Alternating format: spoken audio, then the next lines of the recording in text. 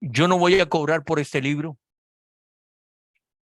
Lo único que sí le voy a pedir es que el que quiera este libro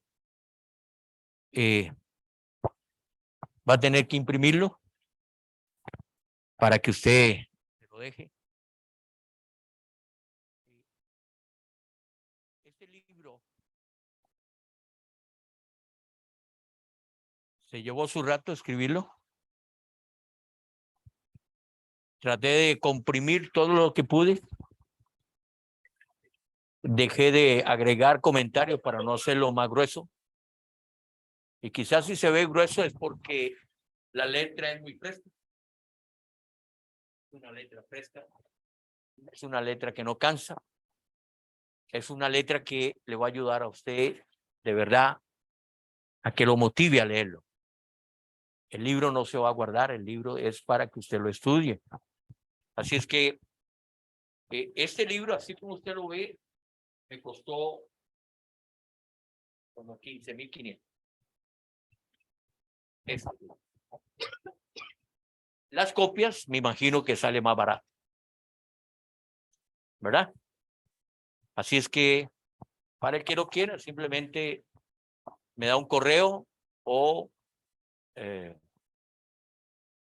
es la forma más fácil, ¿verdad? De hacerlo llegar por un correo y yo se lo envío para que usted ya se encargue del resto. ¿Estamos? Son 486 páginas por ambos lados.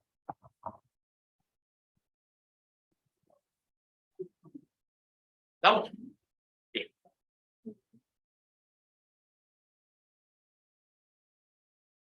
Cuando uno se propone hacer algo, Calitos, hay que cumplirlo, ¿no? No me diga que escriba 8 porque...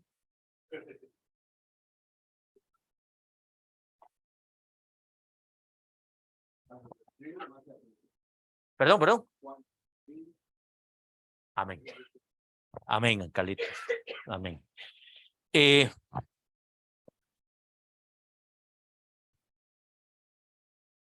tema de esta mañana, yo quiero que usted sea sensible, porque yo sé que Dios a alguien le va a hablar. Yo sé que Dios a alguien va a ministrar en esta mañana. Y el tema que voy a estar impartiendo es la presencia.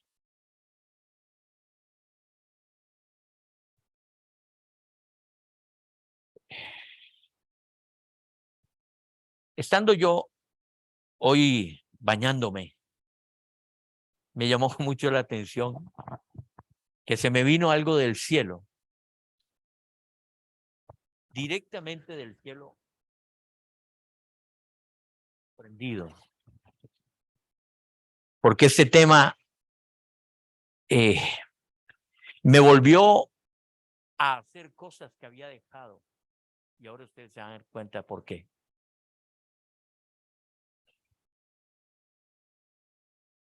Quiero hacer 2 preguntas. Y yo quiero que usted sea sensible, de verdad, sea sensible, porque los iba a esparcer por toda la casa, como para que ustedes se dieran cuenta, a manera de ejemplo, de que usted estaba solo con Dios, solo con la presencia, ¿verdad? Pero así los voy a dejar, de verdad. ¿Alguna vez usted ha perdido algo en la vida? Algo de valor. ¿Alguna vez? Haga una retrospectiva y pregúntese si de verdad yo he perdido algo que tenga valor en su vida.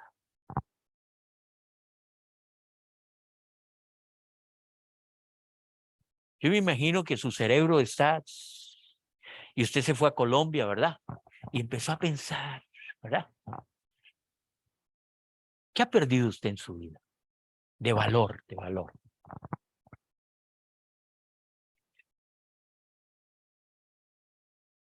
Cuando usted ha perdido algo de valor, ¿qué ha hecho? ¿Qué ha hecho?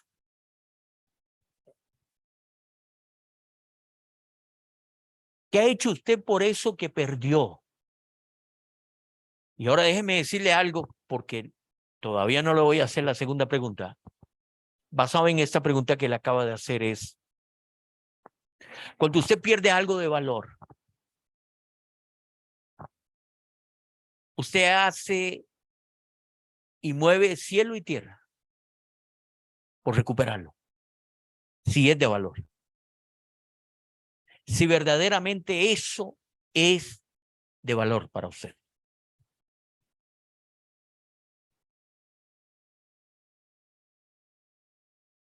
Y me vino a la memoria aquel pasaje de aquella mujer cuando perdió la moneda, que tenía 10 y perdió una. Y dice que con mucho cuidado, con mucha disciplina, empezó a hacer un montón de cosas para recuperarla, porque para ella esa moneda era de valor, ¿verdad? Bueno, escúcheme bien. La segunda pregunta que quiero hacerle es, ¿y qué de aquellos que han perdido algo en la vida y lo dejaron perderse? Porque nunca se dieron cuenta que lo tenían y mucho menos que era de valor.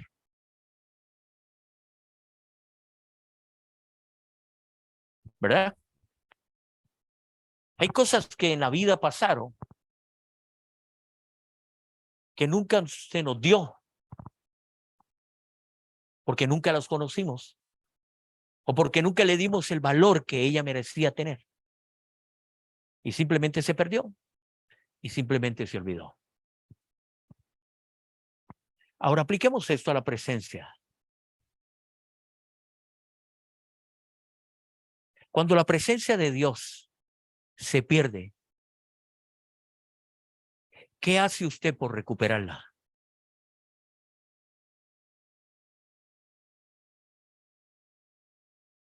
Y la pregunta más grave,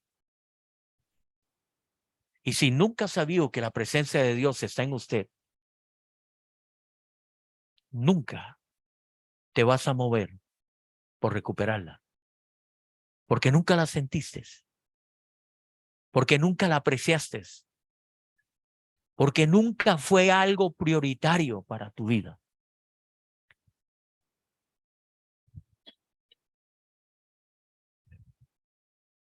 Lo que se tiene y se valora, se cuida, y si se pierde, se hace todo por recuperarlo.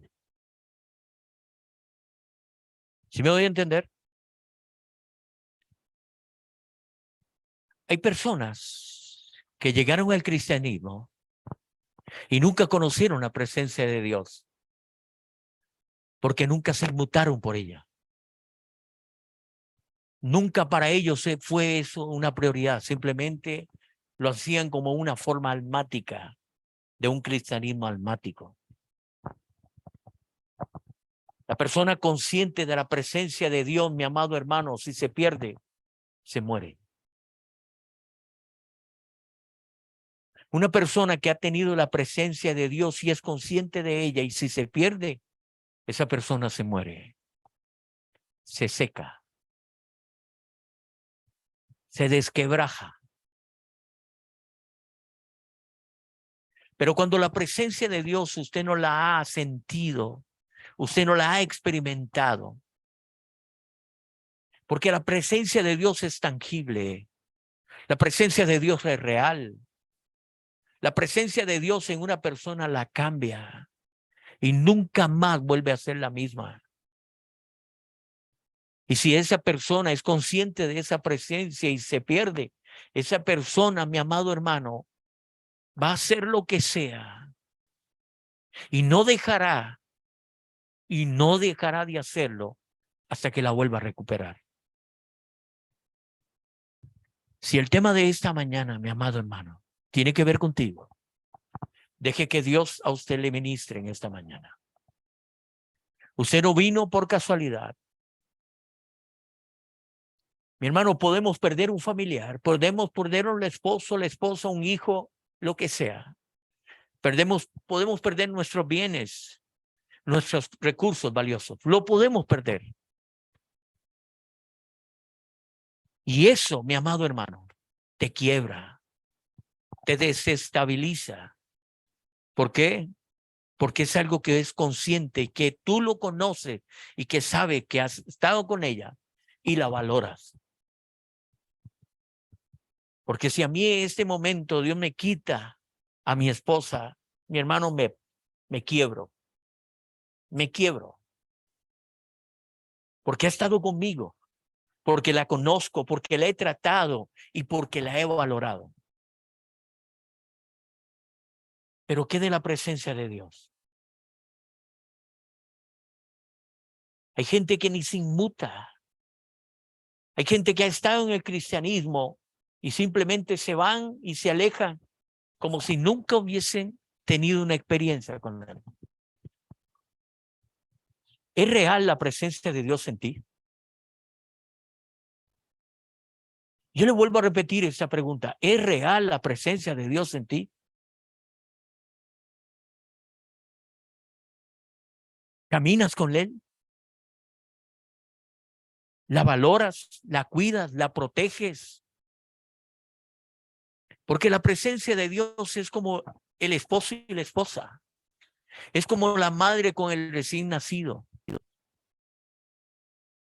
Está al cuidado, vela, está apresta a hacer lo que sea para que ese niño recién nacido o ese esposo o esa esposa no se sienta mal. ¿Consciente es la presencia de Dios en ti? Yo sé que Dios a alguien le va a hablar.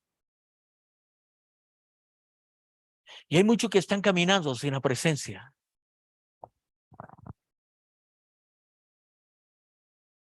Y se puede caminar sin la presencia. Y se puede hacer todo sin la presencia.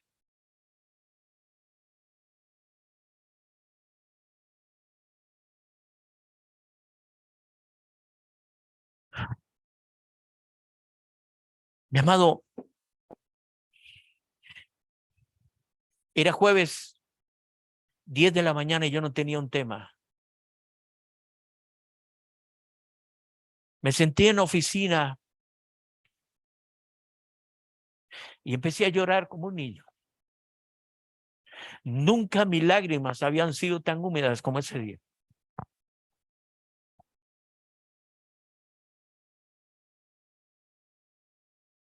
Y asustado llamé a mi esposa y le dije, esposa, volví a llorar, porque hacía tiempo no lloraba.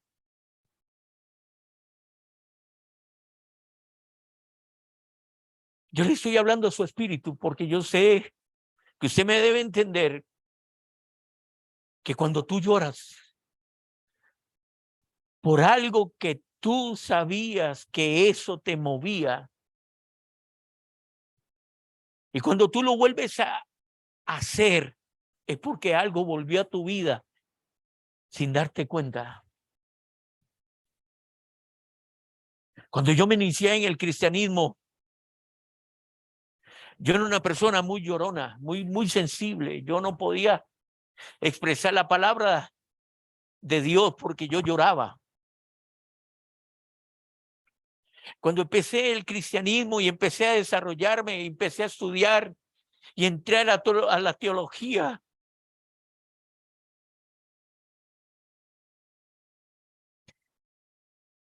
de mí se fue la presencia. Y yo no me di cuenta. No, yo no me di cuenta. Porque el estudio reemplazó lo que era más importante para mí. El conocimiento dejó por un lado la presencia de Dios y me empecé a llenar de un ego en lo personal por mis años de estudio.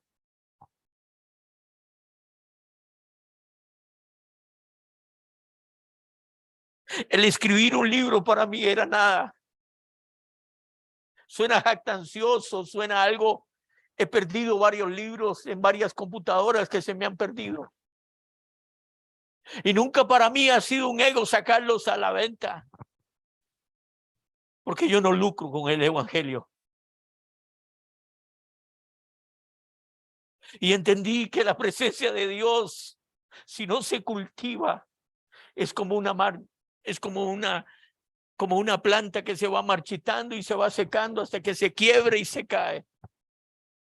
Levantar una mata cuando ya no tiene vida, es muy difícil que vuelva a cobrar la vida. Yo estaba seco y todo era puro intelecto y todo era puro conocimiento y todo era pura letra. Hasta que volví a encontrarla y me di cuenta que sí la tenía un día, pero que esa presencia me abandonó.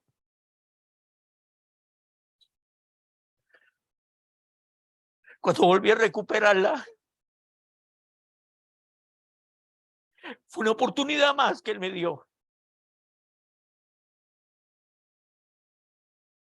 Cuando una persona tiene la presencia de Dios, es notoria, se nota, a leguas se nota, porque su pan de día y de noche es su deleite.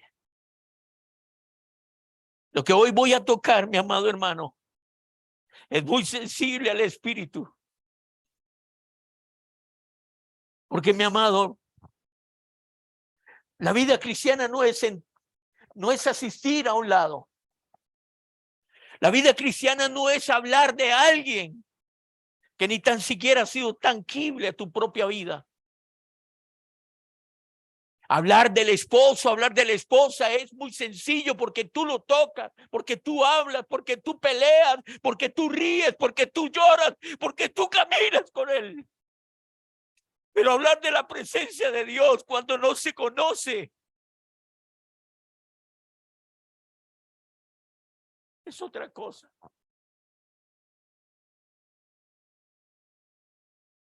Mi vida era seca, seca y muerta. Y si le abro mi corazón es porque soy sincero, primero con él.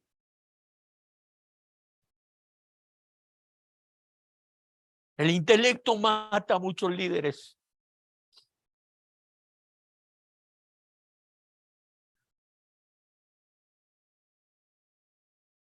Qué difícil es perder algo que no se sabe si se tuvo.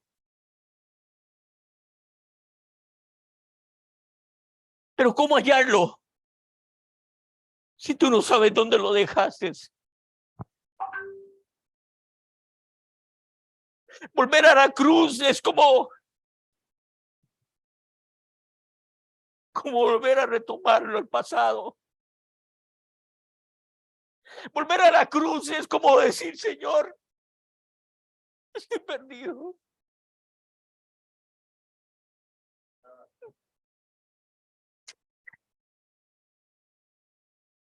Es preferible volver a la cruz que no seguir para adelante. Vuelva a la cruz.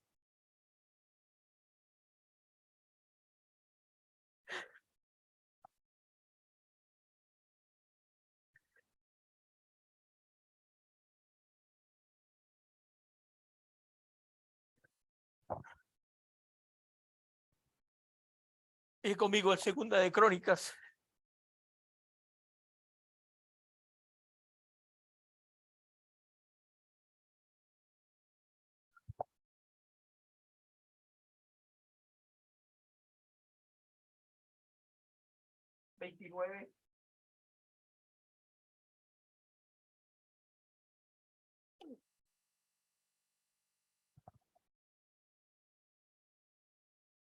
Actitud. ¿Qué es actitud?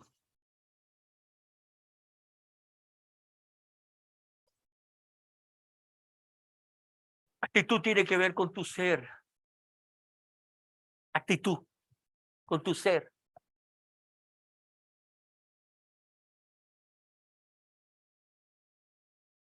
Actitud tiene que ver con su pericia. Tiene que ver con su disposición. Actitud tiene que ver con carácter. Y este hombre que le voy a leer es Ezequías, verso 4. Mariela, consígase un micrófono, por favor.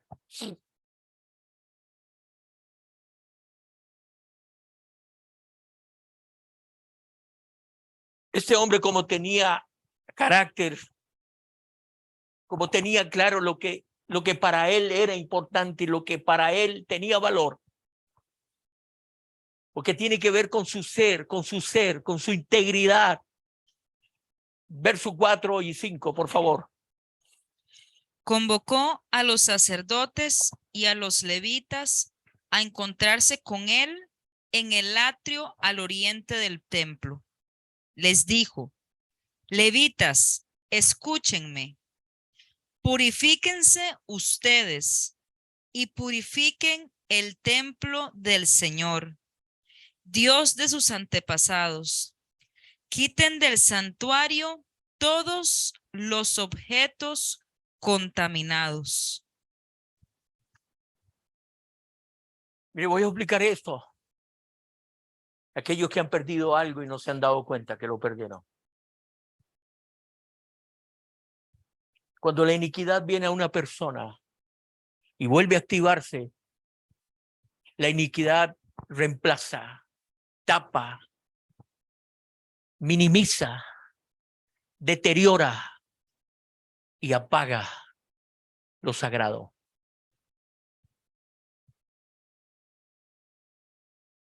Y la iglesia, en lugar de santificarse, más bien ha abierto puertas a la iniquidad. Por eso es que la iglesia hoy ha perdido el brillo, ha perdido el norte, ha perdido su centro de motivación. Y hoy la iglesia busca motivaciones extras donde nunca las va a encontrar. Se sacian en los bienes, se sacian en sus proyectos, en sus fiestas, en su entretenimiento. Y van apocando, y van apagando, y van quitándole el brillo a lo que verdaderamente tenía valor. Este hombre se da cuenta de algo. Y este hombre lo primero que hace es que llama a los sacerdotes. ¿Y por qué llama a los sacerdotes? Porque primero los sacerdotes son los cabezas. Y yo no estoy hablando de usted, varón de Dios. No. Yo no estoy hablando de usted. Estoy hablando de una persona que es consciente de que tiene una responsabilidad que cubrir. Y me refiero a una persona que tiene un frente que no se puede mover de ese frente porque es su responsabilidad. Y él llama a otro grupo que se llaman los levitas, que eran los administradores de la adoración, y lo llama aparte a un lugar específico del templo. Y él les dice algo. Lo primero que les dice es: santifíquense, pero santifíquense ahora. Porque la santificación, mi amado hermano, no se puede posponer. Porque cuando la presencia de Dios en una persona que ha estado, lo primero que usted se va a dar cuenta es la inclinación a la que se está llevando lo que usted perdió. ¿Sí me voy a entender? Cuando tú pierdes la presencia de Dios, usted se está inclinando a otro bando que no pertenece. Y cuando tú empiezas a hacer algo contrario a lo que usted pretendía y sabía que esa presencia lo llevaba a hacer, y te estás inclinando a otras cosas, deténgase, porque algo no está en tu vida.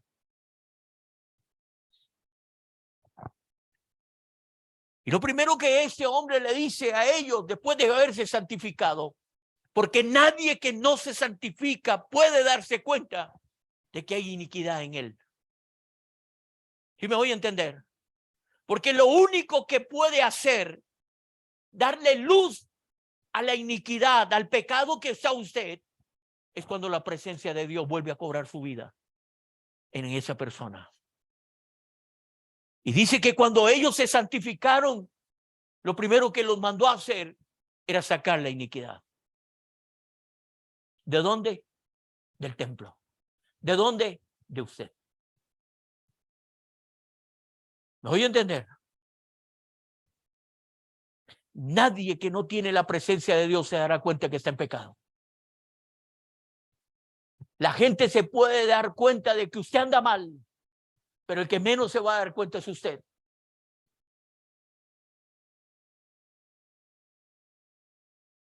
Y por eso la santificación es importante en una persona, porque se va a dar cuenta de que algo había reemplazado la presencia de él.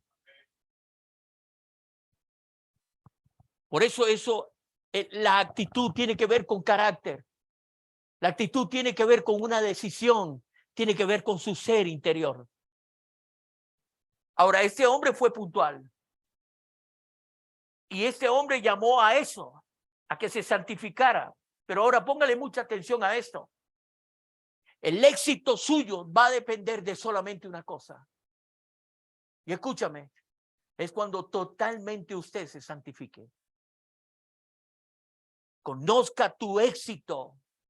Es cuando tú verdaderamente estás santificado. Tu éxito no es lo que tú has conseguido. Tu éxito no es lo que tú has conquistado. Tu éxito no es lo que tú tienes ahora. Tú no conoces el éxito. El éxito se conoce cuando usted está santificado. Ahí es cuando usted se da cuenta de que usted es un hombre o una mujer de éxito. Y éxito es un todo, no son cosas.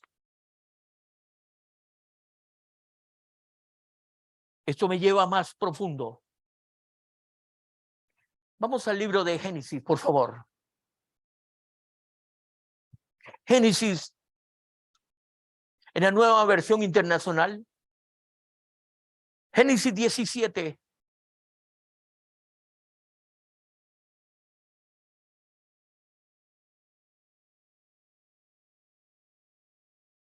Escúchame. Nunca intentes salir del pecado tomando su propia decisión. Escúchame bien esto antes de leer esto. Escúchamelo.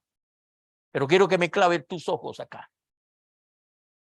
Nunca intentes salir del pecado antes de haberte santificado. Lo que te va a sacar del pecado es la santificación. Porque nadie, escúchame bien, nadie podrá salir del pecado si no tiene la presencia de Dios en él. Seguirás en pecado y seguirás hundiéndote en pecado porque te vas a dar cuenta que lo que le estoy diciendo en esta mañana es bíblico. Sí. Sí. Eso me acordaba en el tiempo del grupo de jóvenes, todavía tengo, ¿verdad? No, ella siempre que dijo, Ryan Carlos siempre que nos hablaba acerca de eso, él nos decía que, y eso me llamó demasiado la atención, el testimonio de él siempre dice que uno tiene que tratar, por ejemplo, que si yo tomo, de dejar de tomar, que si yo soy infiel, de dejar de ser infiel, sino que lo debo buscar a él y él en el medio de esa circunstancia se va a glorificar, pero lo que usted dice, o sea, no tratar yo por los medios, entonces, porque va a ser imposible o peor, si no es primero esa presencia para que esa presencia cambie. La presencia de Dios lo que te va a decir estás mal. Es lo que te va a decir la presencia. La presencia, esto es muy sencillo. Si 2 por 2 son 4, ¿verdad? Entonces 1 y 1 son 2. Estoy bien en la matemática. Entonces, ¿esto qué quiere decir? Que si yo estoy con Satanás, Satanás me va a decir, haga esto. Pero si yo estoy con Dios, Dios me va a decir, haga esto. ¿No es cierto? Eso es muy sencillo. Usted se va a inclinar a lo que usted te está poseyendo. La santificación te va a llevar a la liberación. Entonces, en Génesis 17, verso 1, mira lo que dice. Cuando Abraham tenía 99 años, el Señor se apareció y dijo: yo soy el Dios Todopoderoso. Anda delante de mí y sé íntegro. Así confirmaré. No, el verso 1. Ok, escúchame esto. En esta versión, él está diciendo algo y me llama mucho la atención porque para nadie es un secreto que Dios se le reveló a Abraham, ¿verdad? Y le dio promesa a Abraham, ¿cierto? ¿Esto qué quiere decir? Que Abraham tenía familiaridad con la presencia de Dios, conocía a Dios, caminaba con Dios. Pero qué curioso que en este capítulo le está diciendo a los 99 años, le está diciendo algo y le está diciendo, vive en mi presencia. Y algo más, y le dice, y sé intachable. ¿Por qué le recuerda esto? Y ahora se van a dar cuenta por qué le estoy diciendo esto. Porque muchas veces perdemos la brújula aún estando en la presencia de Dios. Escúchame bien. Y por eso él le dice, vive en mi presencia. ¿Por qué? Porque si le está recordando esto es porque se está desviando. Apliquemos ahora los versículos 24 y 25. Mira lo que dice. Abraham tenía 99 años cuando fue circuncidado, mientras que su hijo Ismael tenía 13. Así que ambos fueron circuncidados el mismo día, junto con todos los varones de su casa, tanto los nacidos en ella como los comprados a extranjeros. Santo. ¿Qué es lo que le está diciendo aquí? Le dice, santifíquese.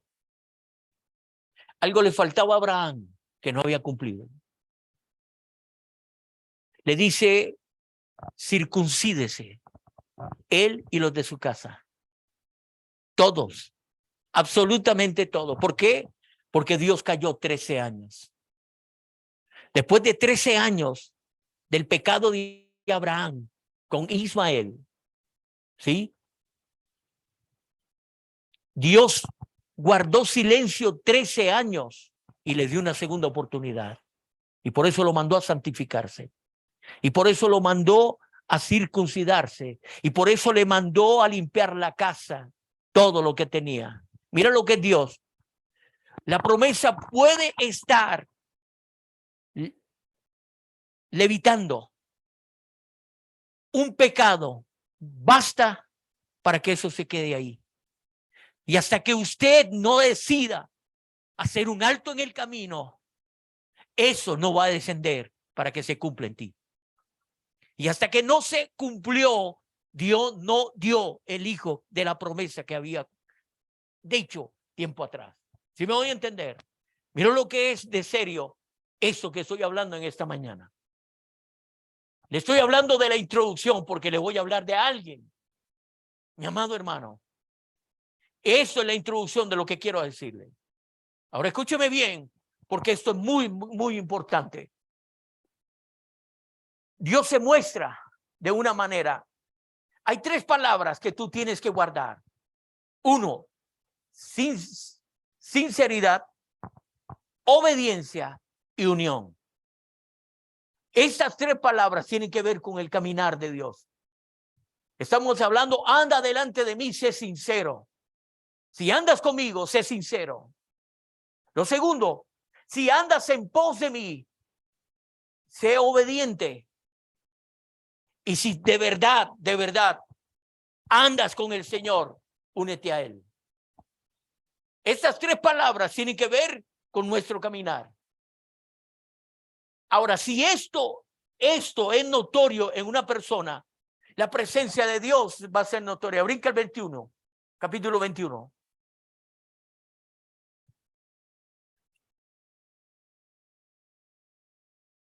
Versículo 22, ¿qué dice?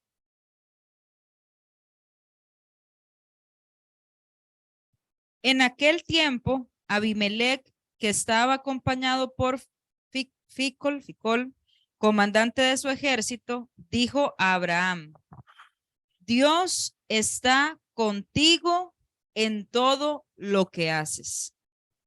¿Sabe qué quiere decir eso? Que la presencia de Dios, los primeros que se van a dar cuenta no son los de la iglesia. Eso no es de afuera. Cuando tú recobras la presencia de Dios en tu vida, el primero que se va a dar cuenta es el impío, no es el creyente. ¿Me voy a entender? ¿Te quedó claro? Ahora déjeme poner un modelo que fue el que me quebró a mí, que fue el que Dios me habló a mí. En el Salmo 51 voy a hablar de un hombre que es el modelo de una persona cuando pierde la presencia de Dios. En el Salmo 51, en el versículo 11, dice unas palabras alentadoras. Escúchame, mira lo que dice. No me alejes de tu presencia, ni me quites tu Santo Espíritu. ¿Cuántas veces usted ha leído esto? ¿Cuántas veces usted se ha acercado a este salmo? Está hablando un hombre muerto espiritualmente.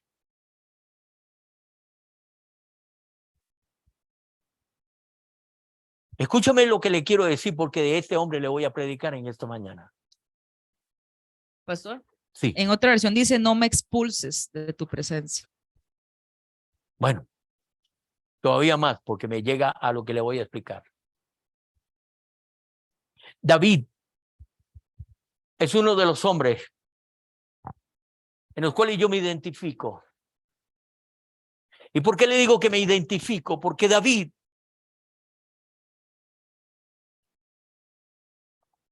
llena todos los requisitos de un hombre que no es querido por la sociedad. ¿Sabe dónde conoció David la presencia de Dios? Usted puede conocer la presencia de Dios, pero más adelante Dios te puede ungir con su presencia. Escúchame bien, escúchame bien.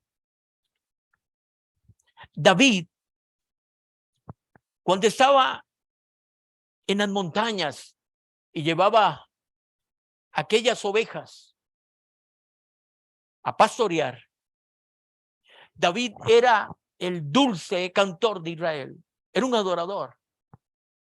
David conocía de ese Dios, amaba a ese Dios, se familiarizaba con ese Dios, se identificaba con ese Dios. Y dice la historia que David era un hombre que en su soledad, estando él allá solo, ni aún su familia lo quería, ni aún la sociedad daba algo por él, pero había alguien que lo atendía, había alguien que lo escuchaba, había alguien que lo cuidaba, había alguien que lo guiaba, había alguien que lo protegía, alguien estaba con él. Y era aquel que él adoraba. Y pasaba días y horas adorándolo a él. Pero escúchame, ese es el David que yo me acuerdo cuando yo empezaba mi cristianismo. Mi cristianismo era un hombre de adoración. Yo era un hombre de oración. Yo era un hombre que me metía horas en la presencia de Dios. Y hasta que Dios no hablara conmigo, yo no salía. Yo sabía quién era Dios.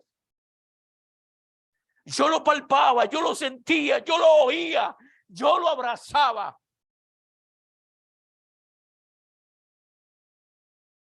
Escúchame bien, porque lo que le voy a decir va a marcar tu vida. Así empezó David. Era una pasión por el Dios. Más adelante encontramos algo que David nos quiere enseñar. Escúchame bien. No quiero robarle mucho tiempo. Vaya primera de Samuel. Capítulo 16, primera de Samuel. Verso 13.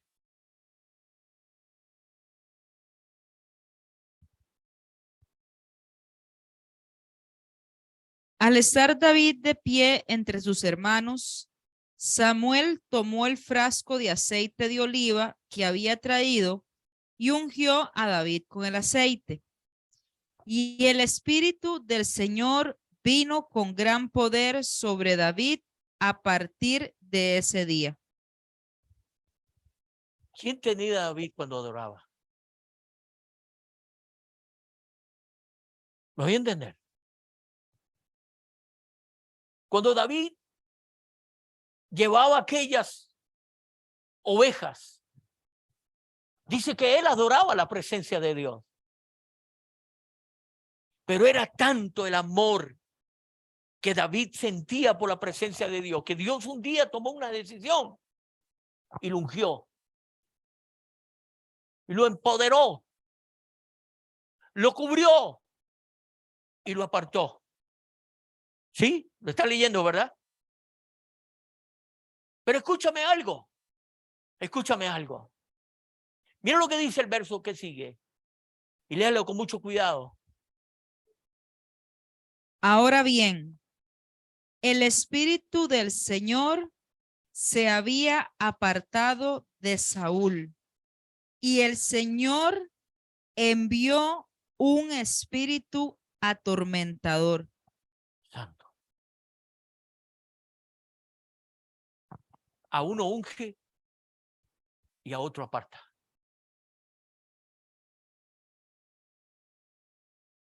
Escúchame. Cuando la presencia de Dios se va de tu vida, usted está vulnerable a cualquier presencia. A cualquier presencia. Y la primera presencia que lo va a buscar a usted es al que te pertenecía. ¿Sí? ¿Por qué les hago leer esto? Porque en el Salmo 51,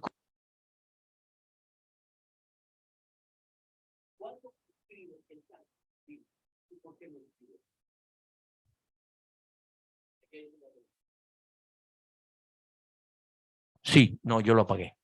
Perdón. ¿Cuándo David escribe el Salmo 51?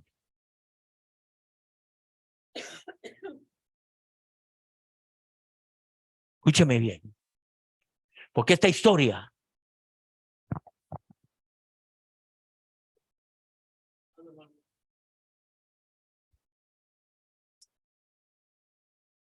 sí, sí.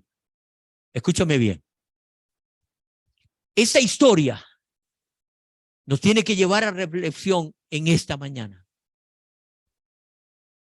Dice la Biblia que en el Salmo 51, David dice, no me quites del reino. No me quite los tesoros del reino. No me quite la opulencia que tengo en el reino. Dice eso. ¿Qué dijo David? ¿Qué es lo que fue lo que dijo? No me quites de tu presencia. Porque cuando usted de verdad es sensible a la presencia de Dios, usted sabe que todo lo demás nunca ha tenido valor. Nunca. Nunca. Cuando tú le estás dando valor a algo que Dios le llama añadidura, mi hermano, la presencia de Dios está escaseando en usted. Cuando tú le estás dando más valor a lo que Dios le llama añadidura, eso es lo que a usted lo está poseyendo. Eso es lo que tiene valor para usted. Por eso David nos enseña en esta mañana, mi amado hermano, que una de las cosas que debemos nosotros entender es a qué le estamos dando valor. Y David se dio cuenta de que él había perdido algo que tenía que recuperarlo. Escúchame bien. Y David le dice, no apartes de mí tu Santo Espíritu. No lo apartes. Porque él sabía que lo había ungido en el capítulo 16 era lo que lo mantenía. Eso lo llevó al reino. Escúchame bien. Esto es una historia que usted no conoce de David. Ese poder lo llevó al reino. Y estando en el reino, David nunca hizo una oración pidiéndole a Dios sabiduría para reinar. Nunca. Y estando en el reino y sabiendo que Dios lo había puesto en ese reino, David se empezó a poner la mirada en las cosas que no debía de haberlas puesto. Cuando tú, mi amado hermano, estás quitando la presencia de Dios en tu vida, es notorio porque tú la estás poniendo en otro lado que te hacen falta. Y David se dio cuenta que estaba poniendo la mirada en cosas que eran peligrosas para él. Y ahí fue donde cayó en pecado. Y ahí fue donde se llenó de concubinas, y ahí fue donde se llenó de poder y de un ego. Aquel cantautor, aquel adorador había perdido la sensibilidad por el poder que había adquirido estando en el reino de él. Muchas veces, mi amado hermano, es lo que yo le decía al principio, el ego muchas veces reemplaza la humildad. Si tú no eres humilde contigo mismo, mi amado hermano, y te das cuenta de que lo que has adquirido no tiene ningún valor, porque todo ha venido de él y lo reemplazó, mi amado hermano, usted está mal. Sí, sí.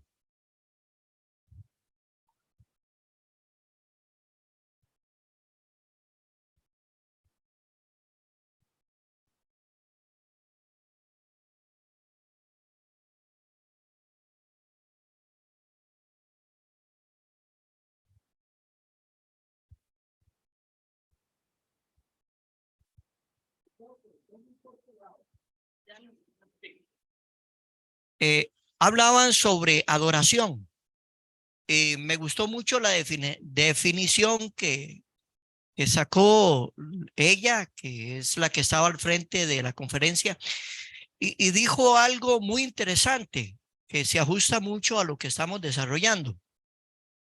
Ella hablaba sobre un congreso de adoración y el énfasis que ella hacía nunca se fue por lo que mucha gente tergiversa.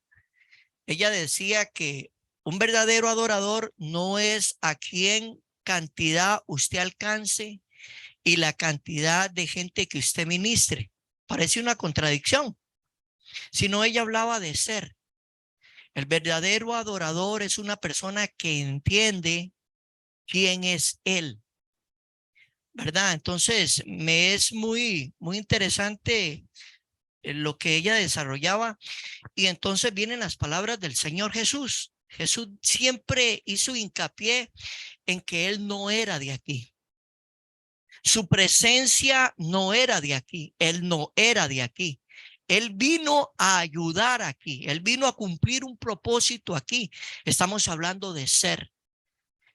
Entonces resumo que como una persona podemos operar en ese reino si realmente no estamos entendiendo qué presencia fue traída a nuestra vida, ¿verdad?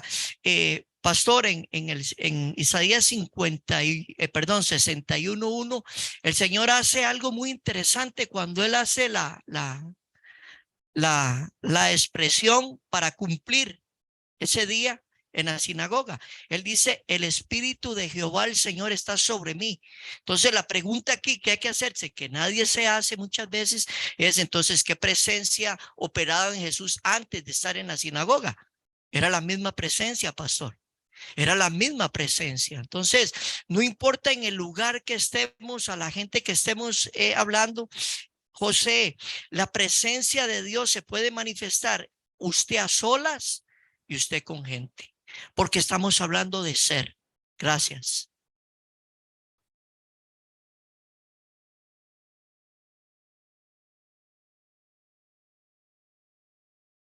Sé sensible a esto que le voy a decir. David entendió que todo lo que él tenía y había logrado era por la presencia que él había perdido. Por eso él entendió. Y cuando él dice en el Salmo 51, no quites de mí su presencia, él nunca puso la mirada en el reino, porque él sabía que todo lo que había conquistado era la presencia que había perdido.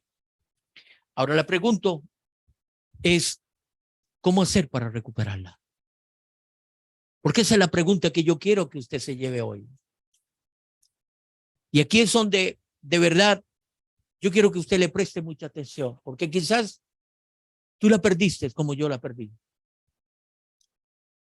O la reemplacé por otras cosas que nunca debía de haberla reemplazado. Y le di el lugar que nunca debía haberle dado. Porque a veces, de verdad, el mundo nos endulza con cosas, creyendo que fue el mundo el que nos dio o que yo las conquisté. Fue la misma presencia de Dios la que nos puso todo a nuestro entorno, todo a nuestro alrededor, todo viene de Él. Ahora, David sabía lo que había perdido. Y esto lo llevó a perder todo. Perder su familia, perder su reino, perder sus amigos y perder todo lo que tenía. Lo perdió. Porque David huyó. Y esa es la aventura que va a empezar a David. Porque David va en busca de algo. David no está huyendo por miedo. David va en busca de algo, porque el miedo que él sintió es cuando la presencia de Dios lo abandonó. Escúchame bien. Y entonces llegamos al Salmo. Vaya conmigo al Salmo. Salmo 42.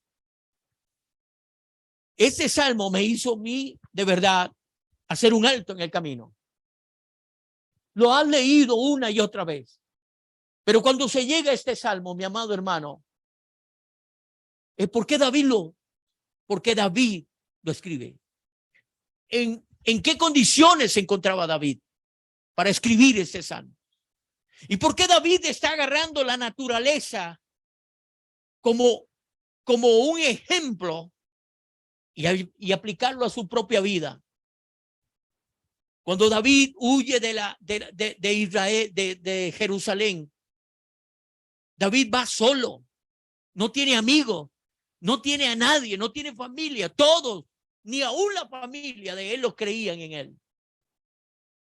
Cuando David está solo, es cuando mayor inspiración le llega a su vida y llega a este salmo.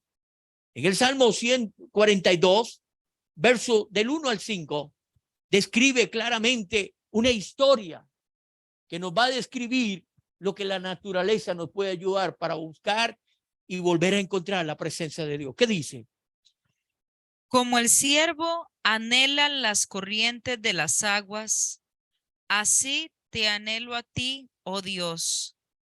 Tengo sed de Dios, del Dios viviente. ¿Cuándo podré ir para estar delante de Él?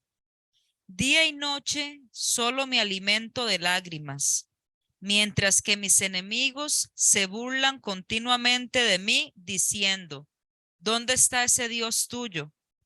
Se me destroza el corazón al recordar cómo solían ser las cosas. Yo caminaba entre la multitud de adoradores, encabezaba una gran procesión hacia la casa de Dios, cantando de alegría y dando gracias en medio del sonido de una gran celebración. ¿Por qué estoy desanimado? ¿Por qué está tan triste mi corazón? Pondré mi esperanza en Dios. Nuevamente lo alabaré, mi Salvador y mi Dios. Mira, voy a explicarle este salmo. Usted sabe lo que está diciendo este salmo. Este salmo lo que le está describiendo es lo que David vivió anteriormente en Jerusalén. Este salmo le está escribiendo lo que él poseía anteriormente y lo había perdido. Este salmo le está diciendo los amigos que tuvo y que ya no lo tenía ninguno. Pero también este salmo le está diciendo cómo está su alma. Y dice que esta alma está desquebrajada, totalmente árida, seca. Escúchame, porque lo que le alimenta a un verdadero hijo de Dios, el Espíritu, es que le lleva nutrientes al alma. Si el Espíritu no tiene conexión con el Espíritu de Dios, el alma no tiene nutrientes y por eso es que usted se vuelve asmático en la vida cristiana. Porque los nutrientes que sostienen el alma es cuando lo motiva a usted a buscar de Dios. Y por eso él le decía al alma, alábalo, aunque no lo quieras, alábalo. Porque le exigía al alma la posición que tenía que tener. Ahora, pero él pone un animal, ¿verdad? Como el siervo brama. Esta palabra brama, mi amado hermano, es más que una necesidad de agua. Es una urgencia de agua. Es un socorro de agua, lo que él les está diciendo con esta palabra brama. Eso, es un grito, exacto, es un grito de desesperación. O me dan agua o me muero. Eso es lo que él está diciendo. Eso es lo que significa en griego. Ahora, cuando él está diciendo, nótese en el versículo 6, dónde él está y cómo él está. Mira lo que dice el versículo 6. ¿Dónde está él? Ahora estoy, del Salmo 42, ¿verdad? Sí. Ahora estoy profundamente desalentado, pero me acordaré de ti. Aún desde el lejano monte Hermón, donde nace el Jordán, desde la tierra del monte Mizar. ¿Se da cuenta que él está solo? Él no tiene a nadie. Él está escondido porque él está buscando la presencia de Dios. Con ahínco está buscando la presencia de Dios. Él no fue a buscar amigos. Él no fue a buscar familia. Él fue a buscar al único que lo podía sostener. Escúchame bien, mi amada iglesia, escúchame bien. No es tu esposo. No es tu esposa. No es tu hijo. No son las personas que te rodean las que te van a devolver la presencia de Dios. Es cuando tú vas solo. Por eso es que Dios lo ayudó. Por eso es que Dios lo llevó aparte y se lo llevó a un solo lugar. Porque Dios sabía dónde lo podía encontrar, donde él lo adoraba. Escúchame bien. Y dice algo que me llamó mucho la atención porque usa un animalito. Y este animalito me llamó mucho la atención porque se lo quiero aplicar a tu vida, porque yo lo apliqué a mi vida. Este animalito que está hablando de que como el becerro, como ese cordero, como esa gacela indefensa. Mire, usted ve a la gacelita así, que no tiene pinta de nada. Pero esa gacelita, mi amado hermano, te describe lo que eres y lo que debes de hacer. Dice que la gacelita, lo primero que es sensible. Número 2, dice que no le gusta que la miren. Ella sabe cuando las miradas están encima de ella y ella se va. Escúchame bien, escúchame bien. Esta gacelita sabe dónde buscar. Esta gacelita sabía que tenía que buscar el arroyo, pero había un tiempo que se había secado. Esta gacelita sabe cómo seguir a su líder, porque es fiel a su líder. Cuando se mueve en manada, ella pone la mirada en el líder y lo sigue. No se mueve por otros, se mueve por el líder. También esta gacelita, mi amado hermano, escúchame bien esto, porque esto me gustó. Ella sabe que no encontraba aquí. Y uno de los problemáticos que muchas veces nosotros no nos damos cuenta es qué pecado a mí me descubre que yo estoy mal. Usted conoce el pecado que a usted lo descubre que usted está mal. Usted lo sabe. Déjeme decirle que esta gacelita sabía cuál era el problema de ella. ¿Y sabe cuál es el problema, Carlitos, de ella? Su sudor. Su sudor lo delataba con sus peores depredadores. Hay un pecado en ti que te sigue el enemigo.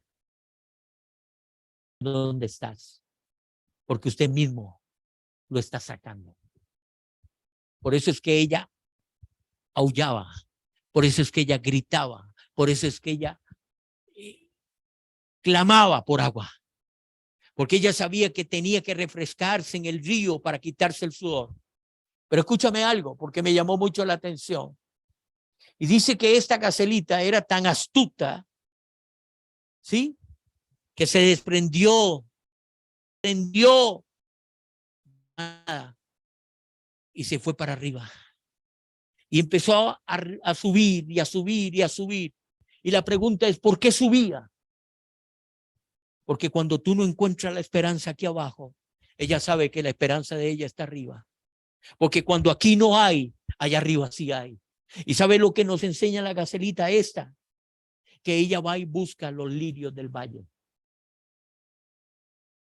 Porque los lirios del valle, cuando no hay agua, su refugio son los lirios que ella va a ir a encontrar. Porque los lirios, ¿sabes? Cuando ella encontraba los lirios, ella se friccionaba con los lirios porque sabía que eso la iba a llenar, la iba a impregnar de ese olor de los lirios. Y ya ningún depredador la iba a saber. Pero era tan astuta esta gacelita que no solamente le bastaba con friccionarse con los lirios, sino que se metía dentro de los lirios, se escondía y se perdía dentro de los lirios. ¿Sabe que si usted va al libro de Cantares, en el capítulo 2 del libro de Cantares, usted se da cuenta que ahí hay un refugio para usted cuando la presencia de Dios no está? Que hay un salmo que también describe, y yo quiero que con esto, mi amado hermano, usted lo puede entender. En Isaías 55, verso 1, y en Cantares capítulo 2, verso 1, usted se va a dar cuenta que esta gacelita nos enseña dónde está la esperanza nuestra. Y dice Isaías 51, verso 1, ¿lo encontró? Porque queda sin Cantares, yo leo esto. A todos los sedientos, venir a las aguas. Ella estaba sedienta de agua, pero no era para beber. Era para cubrirse de su mal que estaba, porque ella estaba vulnerable. ¿Usted me está entendiendo?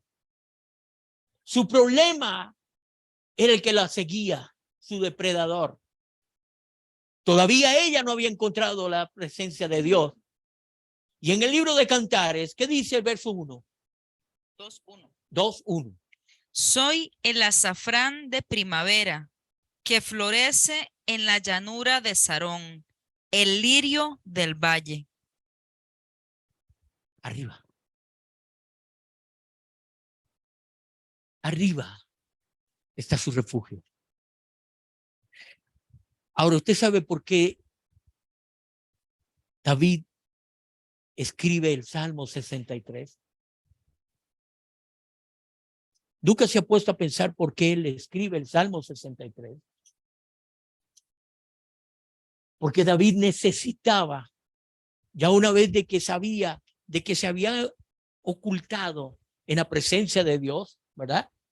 Ahora llegamos al Salmo 63 y ahí nos vamos a refugiar, porque ahí es donde vamos a encontrar algo de verdad que nos hace falta. Verso 1 y 2, ¿qué dice? Oh Dios, tú eres mi Dios. De todo corazón te busco. Mi alma tiene sed de ti. Todo mi cuerpo te anhela en esta tierra reseca y agotada donde no hay agua. Te he visto en tu santuario y he contemplado tu poder y tu gloria. ¿Se da cuenta por qué él escribe este salmo? Él está diciendo en este salmo la condición en la que él se encuentra. Pero tal vez también le dice en la condición en la que él, cuando estaba bien con la presencia de Dios, se deleitaba. ¿No es cierto? El Salmo lo describe claramente en el versículo 2. Yo le quiero decir a usted en esta mañana, ahí donde está, cierra tus ojitos. Cierra tus ojitos.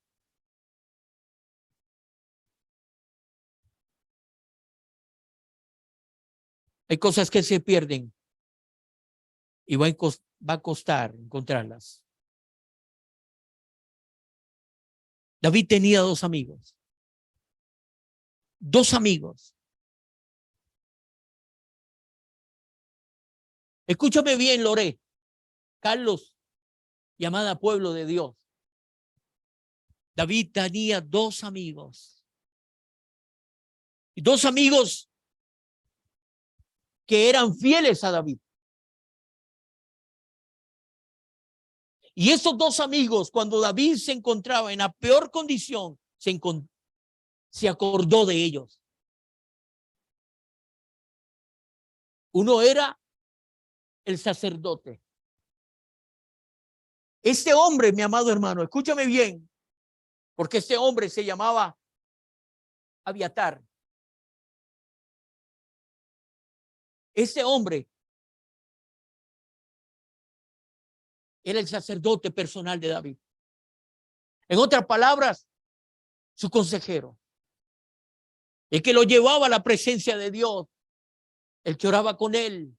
El que le mostraba la presencia de Dios cuando David estaba bien. Pero había otro hombre que lo custodiaba, le cuidaba sus espaldas, pero era también espiritual. Y este hombre era Sadoc. Estos dos hombres hicieron algo por David. Se dieron cuenta que David huía de su familia, de sus amigos. Todo el reino estaba abandonando Jerusalén. Pero esos dos hombres hicieron algo. Porque yo sé que siempre cuando hay alguien caído que está buscando con anhelo la presencia de Dios, Dios se los va a poner a su lado. Estos dos hombres existen. Estos dos hombres siempre van a ser uno a tu derecha y el otro a tu izquierda. Y estos hombres sacaron la presencia de Dios del santuario. En otras palabras, sacaron el arca. Porque ellos sabían que el arca representaba la presencia de Dios. Y David andaba sin la presencia de él. Y estos dos amigos se la llevaron. Se la llevaron de donde él estaba. Y lo andaban buscando con el arca. Calitos, imagínense el cuadro. Sadoc y el otro, uno adelante y otro atrás con el arca. No podían llevarla si no era por las barras. Y como ellos estaban legales para llevar la presencia de Dios, cuando encontraron a David, y David vio el arca, cayó postrado. David no podía creer que el arca lo había buscado, que la presencia de Dios andaba detrás de él. Y cuando David vio ese cuadro, los detuvo. ¿Y sabe qué hizo David? Esto es lo más impresionante. David dijo, devuelvan eso a Jerusalén. Yo no necesito eso. Yo necesito algo más que eso, algo más tangible que eso. Porque él sabía que Israel había quedado vulnerable sin la presencia de Dios. Que David se la podía encontrar él solo. Y los dos amigos le llevaron el arca. Y eran tan leales que se devolvieron con el arca y la metieron otra vez a donde pertenecía. Y David se encontró con la presencia de Dios. Y fue cuando David claramente dijo, David, en sus palabras, dijo, Señor, como muestra de mi amor, déjame construirte el templo. Y Dios dijo, no, no. Te voy a honrar más. Va a ser tu hijo quien ponga mi tabernáculo y levante mi tabernáculo. Su hijo Salomón. ¿Se acuerdan la oración que hizo Salomón? Ahí donde tú estás. Ahí donde tú estás. Yo quiero que usted reflexione conmigo. La presencia de Dios está contigo. Es real la presencia de Dios en tu vida. David sabía dónde la perdió. Pero David sabía que la presencia de Dios donde la perdió no la iba a encontrar. La presencia de Dios. David fue a los montes. Se refugió en los lirios. En él. A solas. Tú puedes tener los amigos más leales. Y te pueden llevar a la presencia de Dios. Pero eso no es suficiente. Porque la presencia de Dios se esconde. Es cuando tú estás solo. A solas. A solas. Dios sabe dónde tú estás a solas. Dios sabe dónde encontrarte. Porque Él lo dice, que el que me busca me hallará. El que temprano me busca me hallará. Si perdiste la presencia de Dios, no la busques donde la perdiste. No la busques donde la perdiste, porque no va a estar ahí esperándote. Los depredadores te seguirán. Tu alma te dilatará en qué estado estás. Pero hay una presencia que te devolverá el olor de los lirios. Volverás a oler el olor de Él, la fragancia de Él.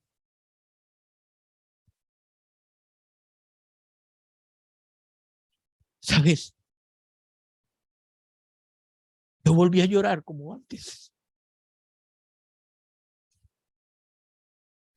Ya mi oración no es la misma como lo hacía antes. Ya mis temas no son como antes. Hoy sí puedo decir con toda certeza que me volví a encontrar con mi amado. Y eso es lo que único que más importa y anhela.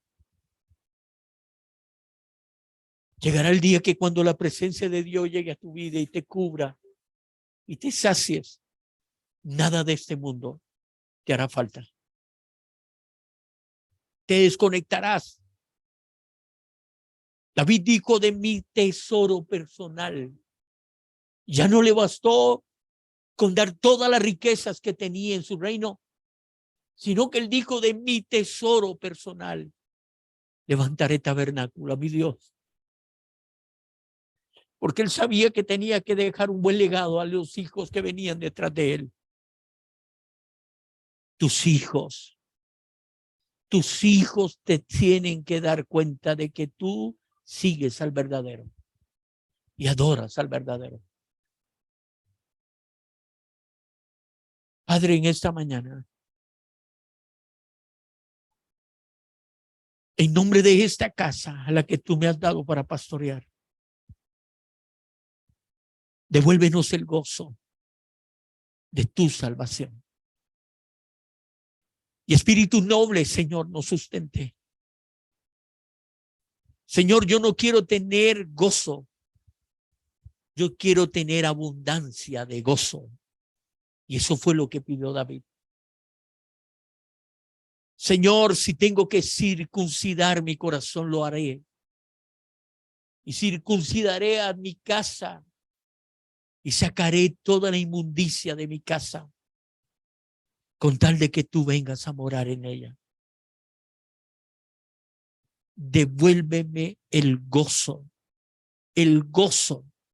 de tu salvación. Y espíritu noble me sustente.